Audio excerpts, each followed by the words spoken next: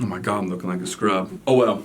What's going on, everybody? It's your favorite dating coach, Elliot Scott, and as you can see by the title below, we're going to talk about what dictates a man's actions and makes him decide, okay, I'm going to move this forward. Now, if you haven't yet, please subscribe. Just click the red button below. I love you forever. You'll get these videos the bell notification. You'll get these videos right away to help you with your situation. I can't tell you how many people come to me and say, oh, I wish I saw your video sooner, or this came at the right time. Well, hey, just click the bell notification. It will help you with your situation, okay? And if you want to work with yours truly, of course, links are down below. One-on-one sessions, email sessions, all the above, right down in the description. So these two things I'm going to talk about are going to dictate a man's actions. They're very simple things, but do not click away when I say them, because I want you to understand how the wheels turn in a male's mind, okay? And these things are attraction and standards, okay? So with standards, I at least want to start off with standards. A lot of women come to me and they say the following, whether I see it in a DM, I see it in a comment, or an email with a session or a phone session. Again, links down below.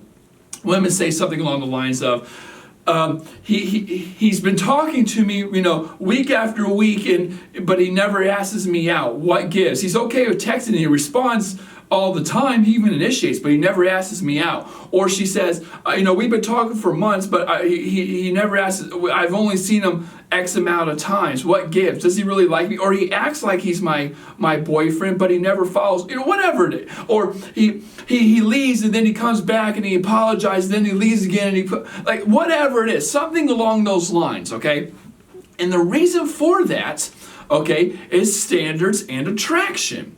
And I mean attraction, and I made this in my last video. When I talk about attraction, I mean there's offensive attraction or dating and defensive dating. Okay, and I guess this kind of goes with standards too, so intertwine these two. The offensive approach is, I really like you, you want to be my girlfriend kind of thing, right? Like you just naturally, it's the progression. You guys are just talking, texting, whatever, and it progresses towards a relationship because you like each other, there's enough attraction. But then there's the defensive, and I'm going to go into standards after this again.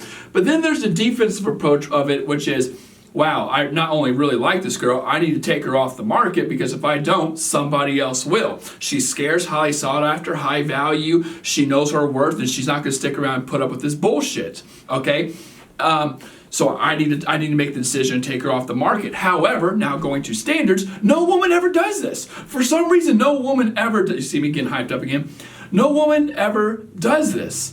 Women would come to me, whether, again, DM, comments, email, phone session, and they come to me with their issue, and I'm like, because it's a lack of standards. If you think a man's just going to follow through and do all these things when he doesn't have to, then it's either a lack of attraction, right? Or it's a lack of standards. He's just not going to. If I can get, and you can't, and women, you cannot get mad at men for this. I don't know why. Now, if he's a piece of shit, yes.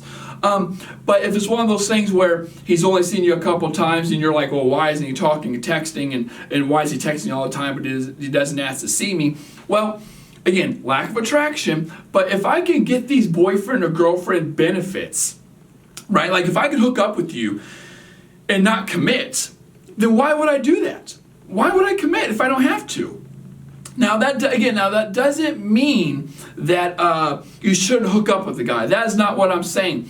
But if the attraction is not strong enough, then why do I have to commit to you? That doesn't mean I don't want to have sex with you, but if I don't like you enough, or I'm not looking for I'm not going to commit.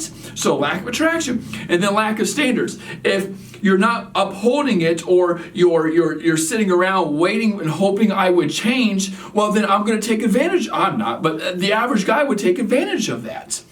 So I mean, women, I always tell, I say it all the time. I always tell women, you got to go to the 6 dates.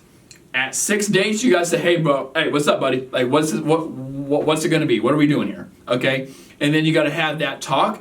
And If you guys are on the same page, great. If you're not, then you're not. And if women are like, well, yeah, but he got to have sex with me. Well, then don't have sex with him. I always tell women, you shouldn't have sex. Women always ask me, how long should I wait?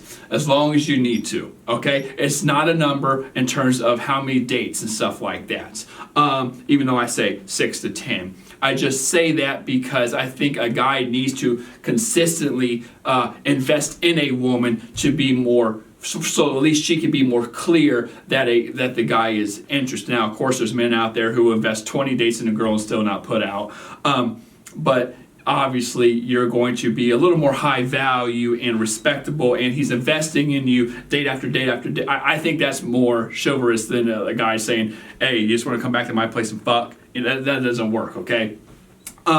So to sum all this up, ladies, there has to be enough attraction. That not that it's your job to create it. It's both parties, but there does have to be standards. And a lot of women, they think they have standards, and I mean that in terms of you're respectable, but you buy based on emotions. Women are very emotional based creatures, and that's not a bad thing. The feminazis, don't come after me. That's not a bad thing.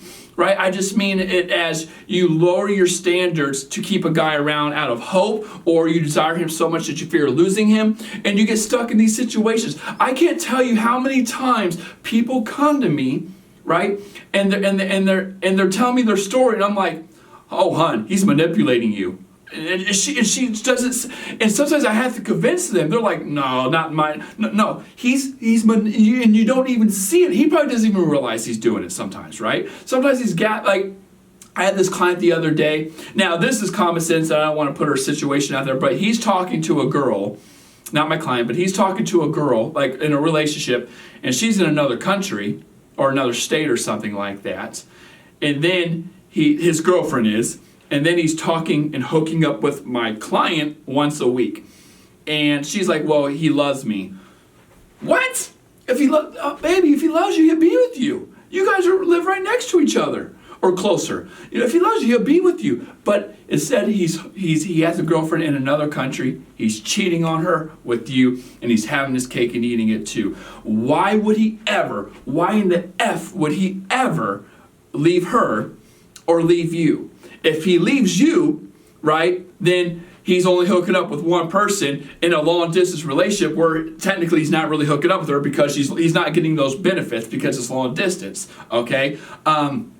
If he leaves her, well, then he feels like he's obligated to commit to you, okay? This is his way out. So, hey, women fall for it all the time, okay? So with that being said, ladies, have standards and things will go at least better in your situation. If not, then you cut the cord and you don't invest as much, and you save yourself a little bit of heartbreak, at least short term or long term. So with that being said, I love you. Take care and peace.